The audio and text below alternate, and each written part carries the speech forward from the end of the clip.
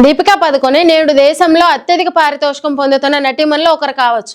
కానీ ఆమె చిత్ర పరిశ్రమలో లింగ ఆధారిత వేతన అసమానత గురించి నిరంతరం మాట్లాడుతుంది.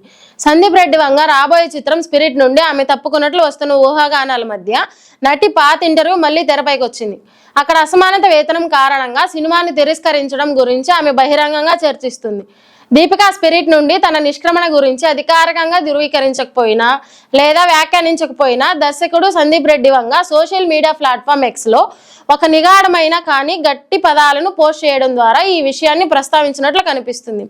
ఎవరి పేరు చెప్పకుండా ఒక పేరు తెలియని నటిపై తన నిరాశను వ్యక్తం చేస్తూ ఆమె ఒక చిన్న నటుడిని తక్కువ చేసి సినిమా గురించి వివరాలను లీక్ చేసిందని ఆరోపించాడు. నేను ఒక నటుడికి కథ చెప్పేటప్పుడు నేను 100% నమ్మకం ఉంచుతాను. మా మధ్య చెప్పని ఎన్డీఏ ఉంది. ఒక చిన్న నటుడినే అణచివేసి నా కథను తొలగించారా? మీ స్త్రీవాదం దీనినే సూచిస్తుందా అని ఆయన రాశారు.